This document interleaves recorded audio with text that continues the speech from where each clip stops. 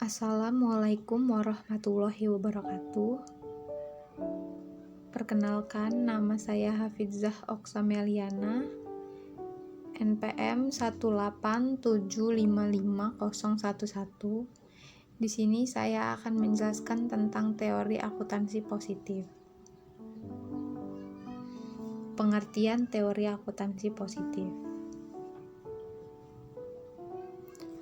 Perkembangan teori akuntansi positif tidak dapat dilepaskan dari ketidakpuasan terhadap teori normatif. Apabila teori normatif itu menunjukkan cara terbaik untuk melakukan sesuatu berdasarkan premis, norma, dan standar, namun teori positif itu berusaha untuk menjelaskan atau memprediksi fenomena nyata dan mengujinya secara empirik. Menurut Gottfried dan kawan-kawan tahun 1997. Teori akuntansi positif berusaha menjawab pertanyaan berikut dari sudut pandang ekonomi. Yang pertama, apakah biaya dan manfaat metode akuntansi alternatif? Yang kedua, apakah biaya dan manfaat regulasi dan proses penentuan standar akuntansi? Dan yang ketiga, apakah dampak laporan keuangan yang dipublikasi pada harga saham? Untuk menjawab pertanyaan yang tadi, itu dikembangkanlah teori akuntansi positif dan dapat dikelompokkan menjadi dua tahap, yaitu yang pertama, peneliti akuntansi dan perilaku pasar modal. Dalam tahap ini, tidak dijelaskan tentang praktik akuntansi, tetapi dilakukan penelitian terhadap hubungan pengumuman laba dengan reaksi harga saham. Untuk melakukan penelitian dalam tahap ini, itu digunakan hipotesis pasar efisien dan capital asset pricing model. Yang kedua, penelitian tahap kedua ini dilakukan untuk menjelaskan dan memprediksi praktik akuntansi antar perusahaan yang difokuskan pada alasan oportunistik dalam hal perusahaan memilih metode akuntansi tertentu atau pada alasan efisiensi, yaitu metode akuntansi dipilih untuk mengurangi biaya kontrak antara perusahaan dengan stakeholder-nya. Tujuan Positive Accounting Theory atau PAT itu untuk menjelaskan dan memprediksi praktik akuntansi. Penjelasan dan prediksi dalam PAT ini didasarkan pada proses kontrak atau hubungan keagenan antara manajer dan kelompok lain seperti investor, kreditor, auditor, pengelolaan pasar modal, dan lembaga pemerintah menurut Watts dan Zimmerman tahun 1986. Pengembangan teori akuntansi positif.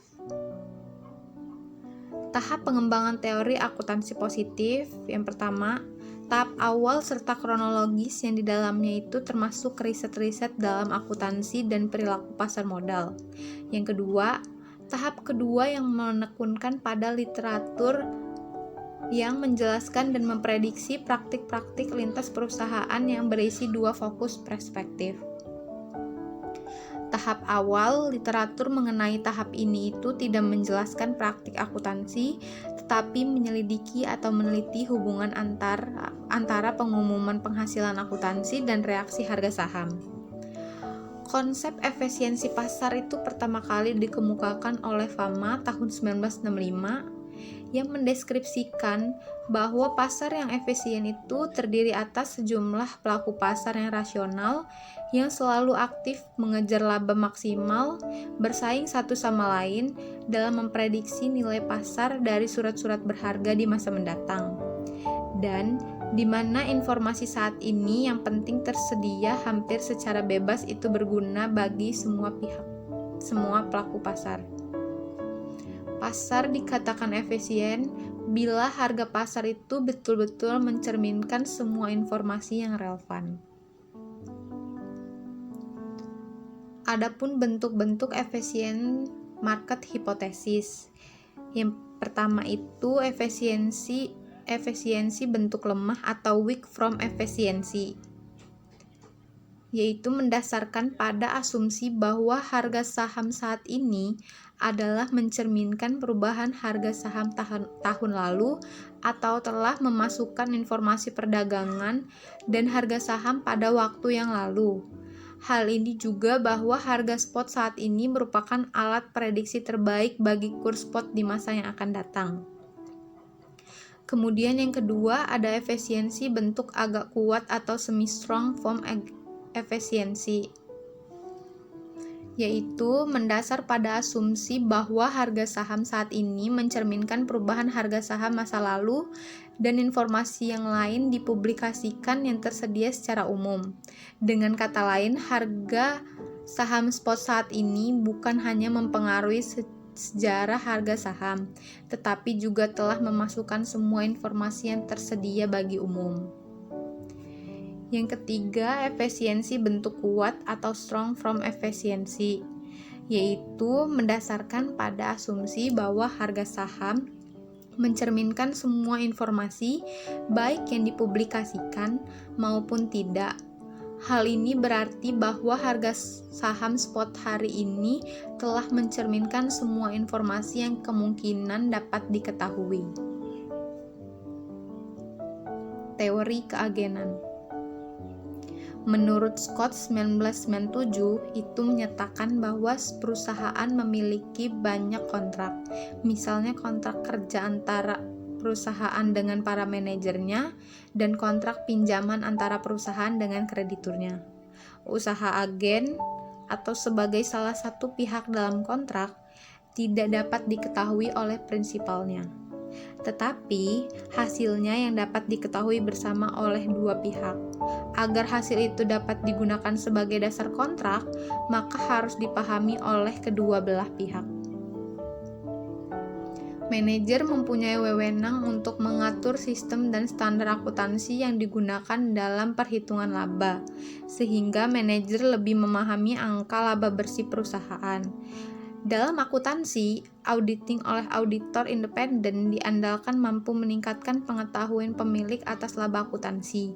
Dengan demikian, kegiatan auditing tidak dapat ditiadakan.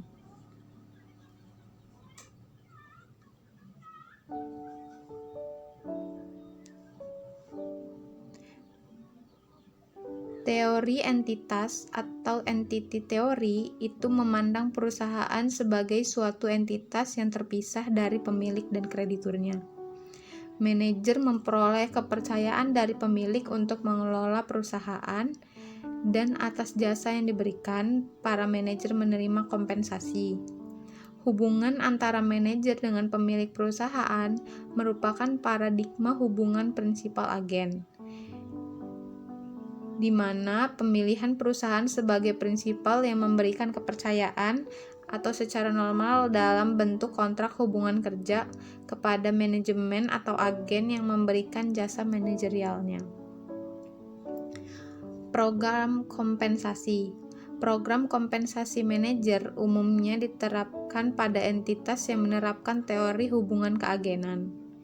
Tujuan program kompensasi manajemen pada dasarnya adalah agar usaha memaksimumkan nilai perusahaan, tidak dipandang oleh manajemen sebagai upaya untuk memaksimumkan kekayaan pemilik perusahaan, melainkan juga untuk memenuhi kepentingan manajemen. Adanya program kompensasi manajemen diharapkan dapat mengurangi konflik kepentingan antara prinsipal dengan agennya. Biaya keagenan. Permasalahan keagenan yang terjadi antara pemegang saham dengan manajer itu menimbulkan biaya ekuitas atau equity agency cost. Terdapat 3 macam biaya keagenan. Yang pertama itu biaya monitoring. Biaya monitoring, biaya ini itu dikeluarkan oleh prinsipal untuk membatasi aktivitas agen yang berbeda kepentingan dan prinsipal. Contohnya itu biaya audit, biaya untuk menetapkan rencana kompensasi manajemen, pembatasan anggaran, dan aturan-aturan operasi. Yang kedua, biaya bonding. Biaya ini itu dikeluarkan oleh agen untuk memberikan kepastian kepada prinsipal bahwa agen tidak akan melakukan tindakan yang dapat merugikan investor. Pemegang saham hanya mengizinkan bonding cost itu terjadi jika biaya tersebut dapat mengurangi monitoring cost. Contohnya, biaya yang dikeluarkan oleh manajemen untuk menyediakan laporan keuangan kepada prinsipalnya. Yang ketiga yaitu residual loss. Adalah kemakmuran dalam nilai mata uang yang turun sebagai akibat perbedaan kepentingan ini. Penurunan kemakmuran ini itu terjadi karena perbedaan antara keputusan agen dan keputusan yang akan memaksimalkan kemakmuran prinsipal. Demikian yang dapat saya sampaikan. Kurang lebihnya saya mohon maaf. Bila ada kesalahan saya mohon maaf. Terima kasih. Wassalamualaikum warahmatullahi wabarakatuh.